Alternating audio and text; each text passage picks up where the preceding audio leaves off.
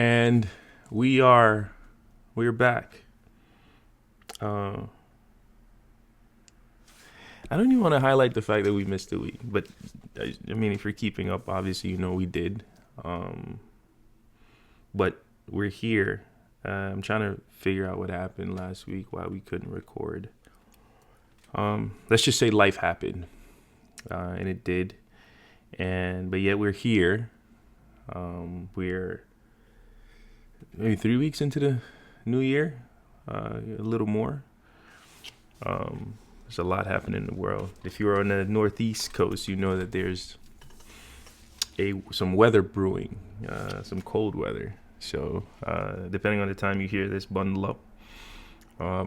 But uh, today's conversation is gonna be interesting. Um, yeah, let's get into it. I want to start off how we always start off with an exercise in mindfulness. As always, eyes closed, focus on your breath. 10 breaths, starting now.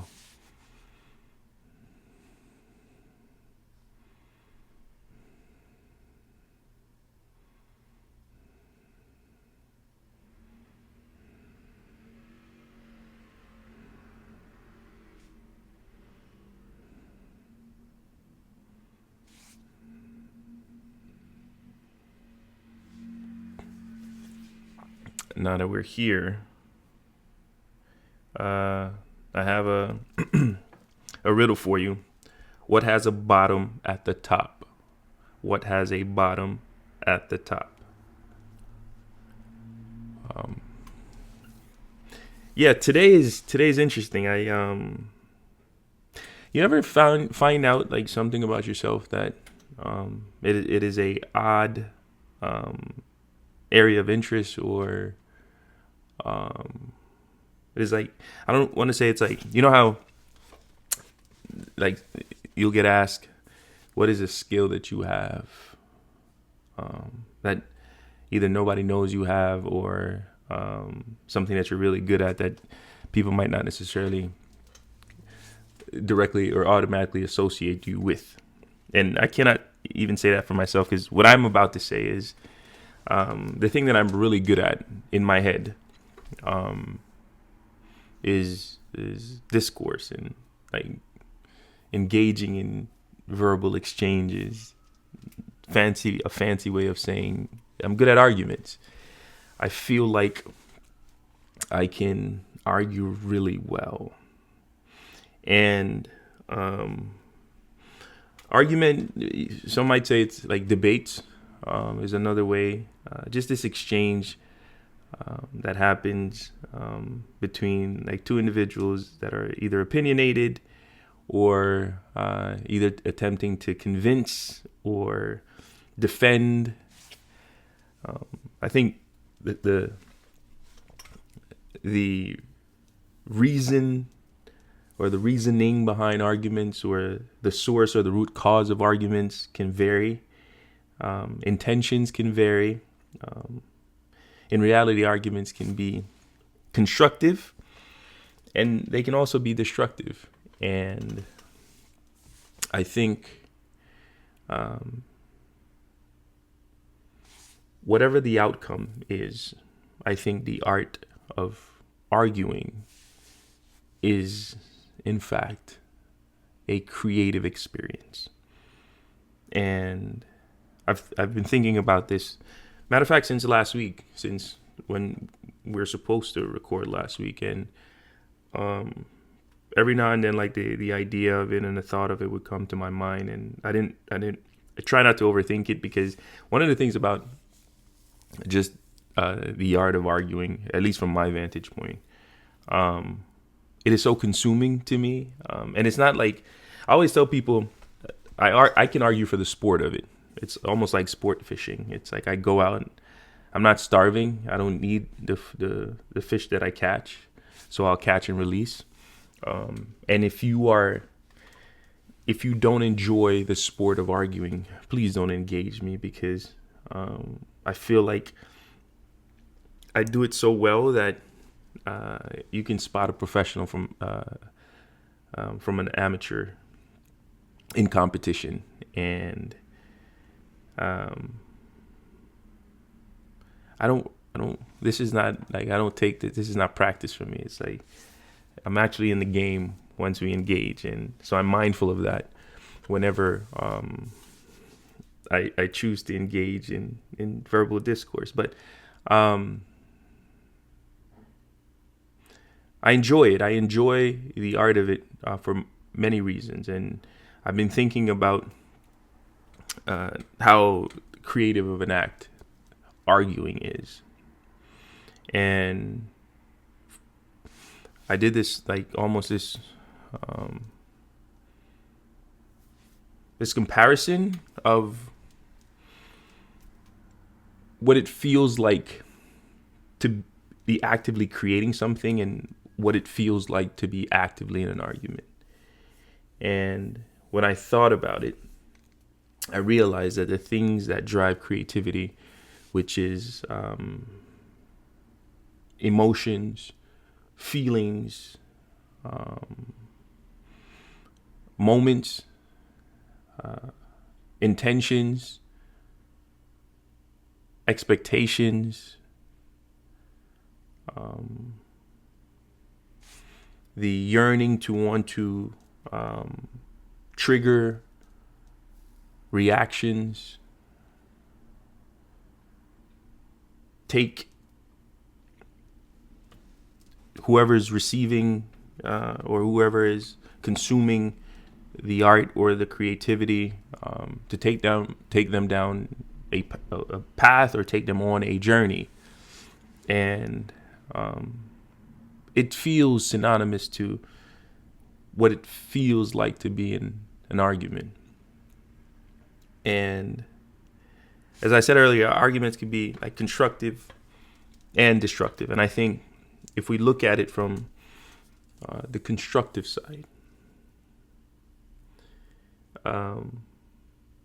you have to employ a lot of empathy to be able to see something from the perspective of someone else, to be able to be understanding enough to see a perspective outside of your own. Not only see it, but acknowledge it. And in some instances, agree with it. And that can happen in arguments. And arguments can end with mutual understanding. It can end with agreements. And it can also end with a solution. And I think in most times, or in most instances, I feel like that is the desired outcome. It's hard for me to believe that people argue with the hope of not resolving whatever the issue is. Unless you're just arguing for the sport and there's no resolution to come that will come from it, but it's just purely just the art of it and exercising that muscle. But in reality, I feel like most people get into arguments hoping to solve. I think I take that back. I feel like sometimes we truly don't want the problem to be resolved. I think for a lot of us, we find comfort in whatever normalcy in whatever the problem is. And we tend to I guess in those exchanges, we realize that the problem isn't really the problem. It's the people that is the problem. And people are set in their ways. And arguing about outcomes doesn't necessarily fix the problem if the problem is inherently human. And that has always been interesting to me. But the goal, I think, for most of them is to solve whatever problem that is. And it can be extremely constructive. People build from arguments. I think people, in arguments, people might find themselves. People come to realizations, and people can convince or be convinced in arguments. And those are things that happen through creativity as well, right? I think to be able to, again, when you look at it from a constructive standpoint, it's like it takes a certain level of empathy to be able to do that.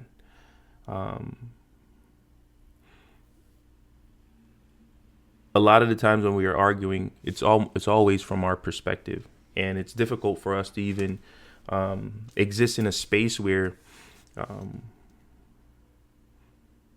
we're looking at ourselves instead of from our own vantage point. And that in itself requires some level of creativity, right? Like, how am I able to do this? And I think that because arguments aren't scripted, they're not choreographed, everything happens on the fly. And not a lot of people can adjust on the fly really well, because you never know what the other person is going to say, how they're going to say it, when they're going to say it. And that in itself is from their standpoint, creativity, right? They're showcasing the depth and the reach of their ability to not only draw words, put them together in the way they put them together, and deliver them in a way that is compelling. It's almost like arguments are stories, and it's your ability to storytell. And I don't want to get into the destructive parts or the destructive side of arguments now. I want to just kind of lean in on this idea that the gift of being able to do the things, to persuade, to convince, to gain buy-in, to gain support, to be able to do that in a way to convince somebody that may have not believed the thing that you believed in before, may have not even understood it, maybe not even lived it,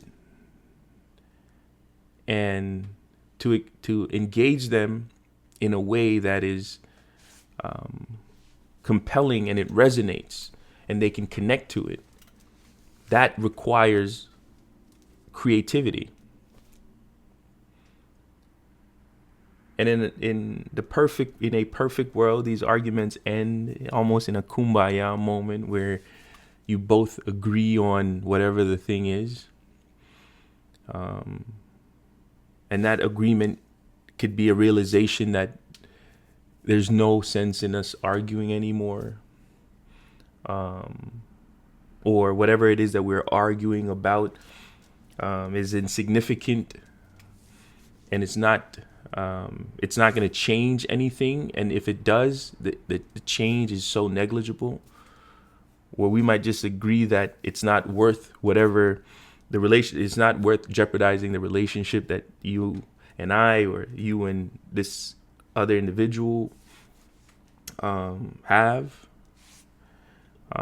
And they can end amicably. Then there's the destructive side of arguments, which is also creative. Because sometimes in destruction there is creation. And arguments feel more like war. And I always tell people I feel like I have a way with words. Which by definition could make me a wordsmith. But a wordsmith can be so good that they could be considered a swordsmith, because those words can be as sharp as daggers and cut through you like knives And it takes a certain skill to be able to do that. Words are powerful. They are dangerous. They are painful. And they have the ability to destroy. And when used by the wrong people in the wrong moment, its impact can be devastating. And to this day, I've heard or seen arguments where words are hurled and once they leave, you cannot take them back. And those things sit with people long enough for them to become trauma and traumatizing and become triggers that are lifelong,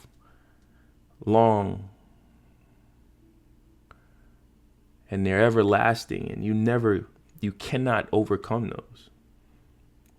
I remember when I was younger, I know we said it in Belize. I'm sure they say it here too, but there's a saying, sticks and stones may break my bones, but words will never hurt me. That is a lie. Words hurt. And the pain never goes away. Like, you can forget it. But that feeling sits there. And you can forgive the person, but no, you can't forget it. You can never forget. And I think to be able to do that and to deliver pain so gracefully, with such marksmanship, and to do it with such cadence and unique delivery, I think it's remarkable. One of the things I hate most about destructive arguments is intent can be malicious, and it can be an all-out attack. I think people tend to show who they really are and their values, and show that there's no limits to the extent that they would go to inflict pain, and there's no boundaries, no moral compass. And a side of me, I don't knock them for it. Like, if we indeed take it as if though it's war, once the boundaries have been crossed, you cannot set limits to them after. And the thing about boundaries is they're subjective, and it's almost like I equate it to like just battle rap, where once you engage in the art of it, you have to accept the consequences that come with it. And if you are scared to cross the line or have the line crossed on you, then I would advise you don't engage. Because, again, there's a certain level of skill, but as much as you can give it, you have to be able to take it. And I don't think a lot of people are built for what that truly means. And then going back to the earlier point, arguments aren't scripted. It's improvisation, and a part of not knowing what's going to come. It's also not knowing how do you defend against something that you don't know is coming. And when it comes, how do you adjust on the fly? How do you craft a storied response? How do you disprove How do you deflect? How do you protect yourself in the middle of an actual while you're attacking? And arguments are interesting because there's also the introduction of the concept of ad hominem, where people tend to stray away from the argument itself and what it is the topic is, and focus and make personal attacks where they start to attack your character. And a lot of people don't know how to react to a character attack. And it can be deeply personal and feel deeply personal, even when the topic isn't. And that is, again, the art of war and the art of engaging in malicious arguments. And I'm always fascinated by it when it happens, because of how draining it can feel, even though it's just words. But it is all consuming. It takes every bit of you to be able to engage in an argument. Your senses are all heightened. It almost feels like you're on edge. You feel uneasy. And in one moment, everything just feels overwhelming. And you're in the middle of engaging, and then it stops. And it's hard to just stop, because when you stop, your brain doesn't.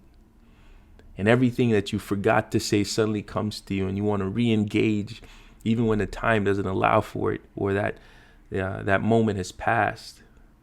And then you sit with that. You sit with yourself. Now that you're having this internal battle about, I should have said this. I could have done this. Why didn't I respond this way? And most times it's too late. And you want to re-engage, but the party if that party felt like they won, or the person felt like they won, it's hard to get them to come back. And then you put that in your back pocket just in case, or you might just randomly say it again, just to kind of get it going again. And you find yourself in this never-ending cycle and loop of just arguing and arguing, especially when it is destructive, because there's no end to verbal assaults. They just keep coming, and they get better, they get wittier, more outlandish, because hurt people want to hurt people, and they want you to feel the same pain that you have them feeling. And words afford them that, and allows them the ability to, so they employ it in the most malicious and nefarious ways possible.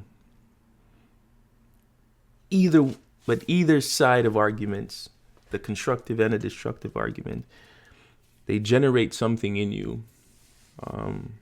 They allow you to experience almost your whole self. And it is energizing, but it also can be defeating.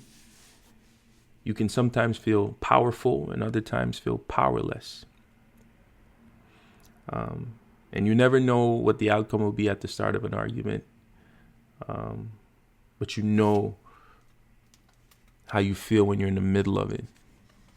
And I don't know, something about arguments just does something for me. I think I've had this conversation before when I was asked, what is my toxic trait in relationships? And I remember saying that arguments turn me on. I enjoy them because of that rush, how stimulating it is. And it almost feels like I'm on the cusp of this creative explosion, and I need to get it out.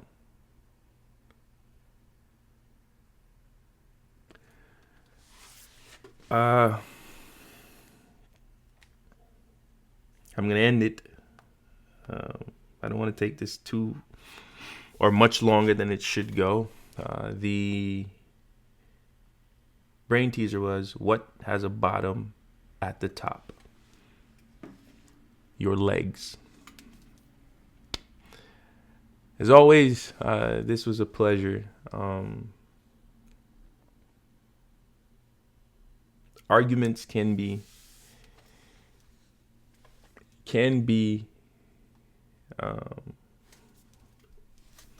beneficial. They can be, let's just say they can be pros and cons to arguments. They will always be intentional. And I always hope that your intention is never to hurt the other person, and their intention isn't to hurt you. But it is a gift. It is a skill. It is a creative showcase. And if nothing,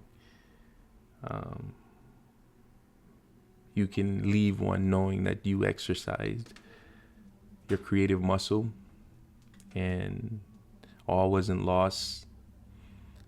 And or if you won, to the victor goes the spoils, and a part of the spoils is the showcase of your creative prowess and creative abilities. I will leave you how I always leave you. Go be great.